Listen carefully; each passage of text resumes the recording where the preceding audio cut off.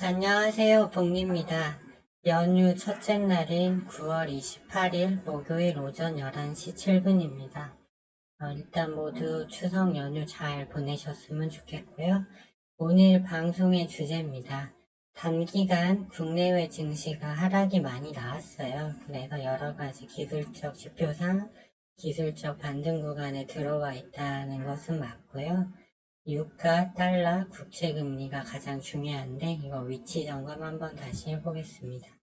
다음 영상은 10월 3일 화요일 자정쯤에 올려드릴 계획입니다. 네, 왜냐면 미국장은 우리가 쉬고 있어도 목, 금, 월 이렇게 열리기 때문이죠. 네, 비트코인 선물 하방 베팅은 좀 더 기다려야 할 걸로 보여지고요. 주요 테마 위치 점검 한번 쭉 해보도록 하겠습니다. 먼저 미국 투자자들의 심리도를 나타내는 피어인 그레이드 인덱스 공포엔 탐욕 지수가 극단적 탐욕 구간에 이제 들어섰습니다. 만일 여기서 더 미국 증시가 조정이 나와서 이게 이제 20 이하로 떨어지게 되면 그때는 항상 기술적 반등이 나왔습니다. 왜 그러냐면 하방으로 옵션이나 이런 걸 베팅한 세력들도 이 구간 정도 오면 차익 실현을 하고요. 또 이 구간이 오면 저가 매수세가 유입되기 때문입니다. 그래서 얼마 전까지만 해도 이 정도에 있었거든요. 피어, 공포 구간에 있었는데 익스트림 피어 구간으로 들어왔다. 코스닥이 이번 주 목요일에 그 일봉상 투매 시그널이 떤 것과 비슷한 개념입니다. 그래서 이제 꼭 이런 거를 봤을 때 반등 구간에 이제 온 걸로 보고 있고요. 이제 지표들을 한번 좀 세밀하게 살펴볼 건데 제가 말씀드렸죠. 유가가 핵심이라 유가가 내려와야 된다고 그래서 여기서 잘 내려오다가 원유 재고가 부족하다는 통계치가 나왔어요. 거의 매월 한 번씩 원유 재고가 발표가 됩니다. 다행인 것은 올라가다가 일단 윗꼬리를 달았어요. 그리고 상단 저항 라인이 여기서 하면 100불 정도 돼 보이는데 일단은 이제 원유 재고가 부족하다는 소식이 일단 다시 이 상향 박스권 위쪽으로 접근하는 모습입니다. 한국장이 열리는 다음 주 수요일에 이 유가 위치가 어디에 가 있느냐가 중요할 거고요.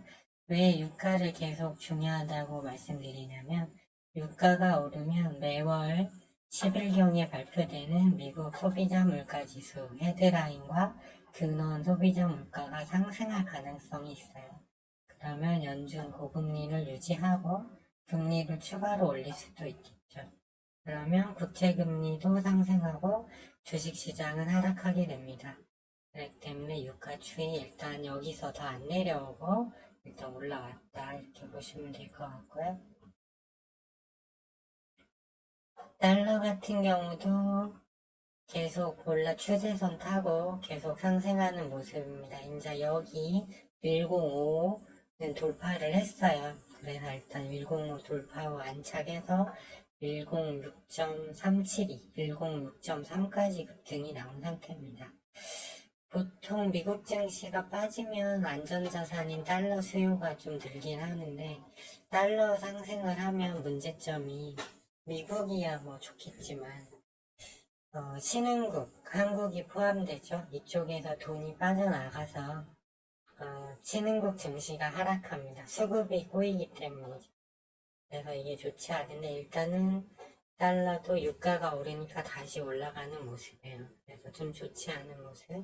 이 추세 하단을 깨고 내려와 줘야 되는데 아직 그런 움직임은 아닌 것 같습니다. 일단은 일봉상 잘 타고 올라가고 있는 그런 모습이라고 보시면 될 것 같아요.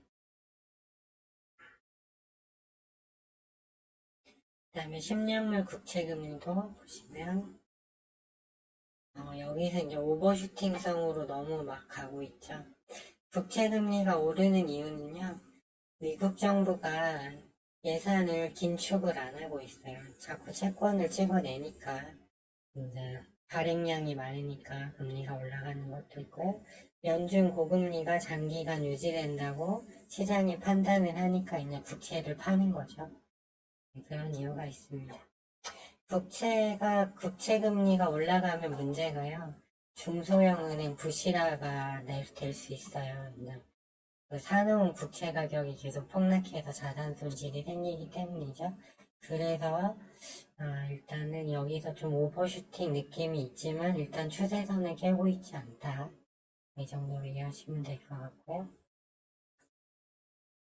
빅스 지수 같은 경우도 여기 1차 저항라인 일단 돌파하고 밀렸어요. 다행히. 그런데 여기 2차까지도 20까지도 한 번은 더 칠 수 있는 것 같은데 RSI가 이미 좀 과열권에 들어왔다. 통상 공포지수, 빅스 지수가 올라가면요. 시장의 공매도가 증가합니다. 그리고 주식 매도도 들고요. 옵션 시장에서 쇼패팅이 증가해서 주식시장 하락을 유도하는 경향이 있습니다. 근데 일단 좀 강하게 단기간에 너무 많이 올라왔죠. 그리고 나스닥 선물을 보시면 여기 이제 최후 지지라인에서 이제 공방 중이에요. 이제 아무래도 미국 주식 투자자 심리가 이제 극단적 공포 구간에 들어서다 보니까 빠지다가 아랫꼬리를 달고 올라왔죠. 아직은 대세 하락장은 아니라고 보고 있고요. 대세 하락장으로 가기 위해선 유가가 100불 이상 돌파 안착해야 되는데 브렌트유가 지금 93.5불 10년물 국채금리도 5% 돌파 안착해야 되는데 현재 4.6 달러 지수도 110을 돌파해야 되는데 현재 106.3입니다. 그리고 실적 시즌이 오고 있는데 실적 시즌은 좀 기대하기 어려운 것 같아요. 마이크론이나 엔비디아 실적치가 좀 많이 낮아진 것 같더라고요. 그래서 이제 여기서 반등이 나오면 다시 이 위에 5.9까지만 가능하겠죠. 이렇게 하다 이게 되도록 좀 천천히 상승이 나와주는 게 좋겠죠. 한 번에 찍어버리면 또 밀릴 거니까. 그리고 비트코인 같은 경우는 미국 국채 시장 국채 금리가 더 오르면 중소형 은행이 위기가 와요. 그러면 그때 여기서 나스닥은 빠지는데 얘는 계속 이렇게 올라갔거든요. 그렇기 때문에 여기서 이 라인 저항 라인을 돌파하고 올라올 가능성이 있습니다. 그래서 이국 케이크를 기다리고 있는 거고요. 아직은 아닌 것 같아요. 이 정도로 이해하시면 될 것 같고요. 그 다음에 아까는 브렌트유를 봤는데 이거 스터브 텍사스 중진류 WTIU 일봉 차트를 보면 일봉상 과열 신호가 이제 거의 작년 2021년 12월에 들어오고 나서 지금 이제 들어온 거예요. 그러니까 거의 2년 만에 들어와 있습니다. 과열 신호가. 그래서 더 올라갈 여지도 있지만 일단 과열을 달고 가기 때문에 100불 때까지는 바로 쉽게 가지는 못할 것이다. 저는 이렇게 보고 있습니다. 다우도 20일 이평선 일봉상 계속 내려오고 있어서 좀 좋지 않은 모습. 나스닥도 마찬가지로 여기 저항라인 살짝 이탈한 상태로 있죠. 다우는 이미 여기서 좀 많이 내려와 있죠. 그래서 일단 흐름은 하락이고 하락 추세인데 아직 대세 하락으로 넘어가지는 않았다. 일단 이렇게 보고 있습니다. 국내 증시 보면 코스닥이 투미 시그널 떠서 기술적 반등 임박했다 했는데 금요일날 반등이 나왔어요. 다행히. 하지만 이거는 기술적 반등일 뿐이기 때문에 여기서 또 빠지면서 이렇게 찌그락찌그락 할 수 있거든요. 결국 미국장을 따라갈 수밖에 없겠죠. 코스피도 양봉이 겨우겨우 강보합으로 끝나긴 했지만 여전히 좋지 않습니다. 일단은 삼성전자가 이제 마이크론 실적 나오고 다음 주에 삼성전자도 장점 실적이 나오는데 일단 여기서 일단 21선 밑에 잠겨 있으니까 SK 하이닉스도 61선 향해 다가가는 모습. 그 다음에 2차전지 에코프로 BM이 계속 20일 이평 하향으로 내려가고 물론 이제 좀 많이 내려왔으니까 좀 하락폭은 드냈을 수도 있겠지만 주봉으로 보면 20만 원대까지도 열려 있는 자리거든요. 그래서 얘가 빠지면 코스닥 증시가 많이 밀리면서 안 좋은 영향을 줄 수 있는데 지수와 관련된 종목들 삼성전자, SK하이닉스, 에코프로 위치가 좋지 않습니다. 그래서 조금 그렇게 보여지고요. 이제 국내 예탁금이 48조까지 내려갔어요. 그리고 신용잔고는 아마 제 생각에 이제 20조 원 이하로 내려왔을 것 같습니다. 이제 테마별로 보시면 거의 반도체 쪽은 거의 볼 게 없고요.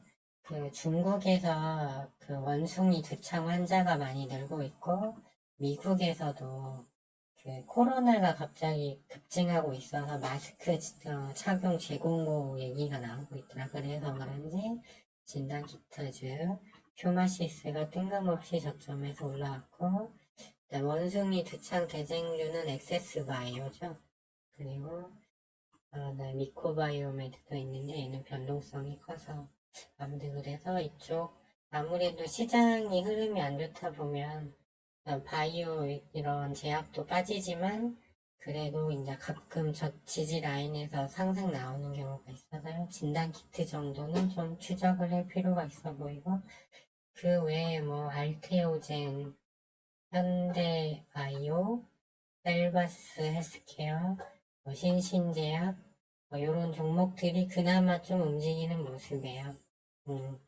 그렇기 때문에 이런 종목들도 좀 관심 있게 바이오 제약 쪽은 진단키트들을 포함해서 추세 살아있는 종목들은 좀 볼 필요가 있다. 네, 그렇게 일단은 말씀을 드립니다. 그리고 이제 에너지가 오르니까 그 흥구석유는 21선에서 반등이 나왔는데 기존 대장주였던 에코바이오는 완전히 밑으로 잠겨버렸죠. 그렇지만 에너지가 계속 오른다면 이제 이쪽이 계속 위로 다시 반등이 나올 수 있을 가능성이 있죠. 그래서 GNC 에너지는 그대로 들고 가라고 말씀드렸는데요. 이거는 장이 열리면 일단 매수가 부분에다가 매도를 걸어 놓으시고 일단 매도 정리하는 게 좋아 보입니다. 네, 그래서 현금화 하시길 바라고요. 아마 매수가까지는 올 것 같습니다. 이렇게 보시면 되고 그 다음에 이재명 씨 그게 기각되면서 오리엔탈 바이오, 에이텍, 동신건설 등 이재명 관련주들이 급등이 나왔어요. 그에 반해서 이낙연 관련주들은 급락이 나왔죠. 근데 지금이 대선 구간이 아니잖아요. 총선도 아직 많이 남았고. 그래서 이제 이미 이격도 많이 벌어졌고 단발성이기 때문에 여기는 매수 자리는 아닌 것 같습니다.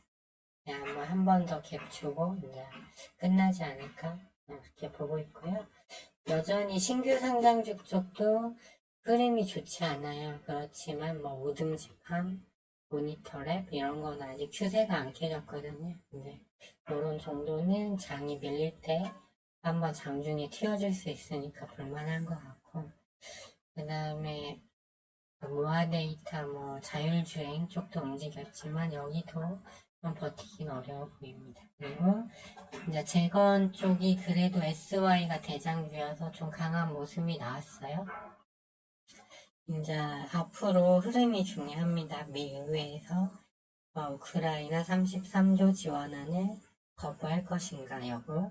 그 다음에 이제 러시아 외무장관이 미국 언론사와의 인터뷰에서 그 말을 했죠. 그게 뭐냐면은 우크라이나가 만약 이제 나토 가입을 안 하면 1999년도 영토 기준으로 해서 우크라이나와 종전을 할 생각이 있다라고 얘기를 했습니다. 어차피 유가 계속 오르면 바이든도 주식시장 떨어져서 표 떨어지고 여러모로 좋지 않고 그 다음에 지금 이거 계속 할 수 있는 상황이 좀 아니거든요. 그렇기 때문에 재건주는 언제 호재가 나올지 모르고 또 이제 강한 종목 유신하고 SY는 21선 지켜주고 있죠. 그리고 네옴시티 관련주 히림도 21선을 안 깨고 있어요. 증시가 그렇게 많이 밀렸는데 그렇기 때문에 지금 매도 사인 안 들인 삼부토건하고 금강공업도 그대로 가져가셔라. 저는 유일하게 스윙으로 좀 가져가 볼 만한 건 재건밖에 없다고 생각하고 있거든요. 이렇게 보시고 나머지 섹터는 다 단타 개념입니다. 근데 다음 주에 특별히 좀 관심을 갖고 볼 섹터들은 이제 에너지 쪽. 많이 다음 주 수요일 장 개장할 때까지도 유가 수준이 높다면 에너지, 그 다음에 바이오 제약 쪽, 그리고 재건, 그리고 로봇입니다. 왜 그러냐면 10월 5일 목요일에 엄청난 청약률을 보여줬던 두산 로보틱스가 상장을 합니다. 아마 급등 상승을 많이 할 것 같은데요. 그래서인지 몰라도 로봇주들이 밑단에서 스물스물 좀 올라오는 모습이에요. 대체적으로 좀 다 올랐죠. 그래서 이거는 수요일날 종가 베팅形식으로도 나쁘지 않을 것 같아요. 로봇주 같은 경우는. 근데 이 중에서는 레인보우 로보틱스와 대동기어 정도가 자리가 일단 좋아 보입니다. 네, 그렇죠. 그래서 로봇주 좀 관심 있게 보자. 이런 말씀을 드리고 싶습니다. 일단은 미국장이 오늘 내일 해서 4일 정도 더 지나야 하기 때문에 아마 제 생각에는 그 사이에 좀 반등이 나오는 흐름이 나오고 끝날 것 같아요. 네. 그래서 일단은 제 생각은 그렇고요. 그래서 다음 주는 바이오, 에너지, 로봇, 재건 쪽을 좀 집중해서 볼 필요가 있고 아마 반도체 쪽이나 2차전지 쪽은 대장주들 흐름이 안 좋고 이재명 테마도 이건 단발성 같고 그러기 때문에 일단 이 정도로만 좀 또 수급이 좁잖아요. 고객 예탁금이 48주라 그러기 때문에 이렇게 좀 추세, 기술적 분석상 추세가 나쁘지 않고 좀 이슈가 있는 섹터로 한정해서 매매를 하셨으면 좋겠고요. 그리고 비트코인은 좀 올라오기를 기다려보자. 이런 말씀을 드리고 싶습니다. 그러면 추석 연휴 모두 잘 보내시고요. 저는 말씀드렸듯이 화요일날, 다음 주 화요일날 자정쯤에 영상을 올려서 다시 변화된 미국장 흐름을 반영해서 다시 영상을 올려드리도록 하겠습니다. 시청해주셔서 감사합니다.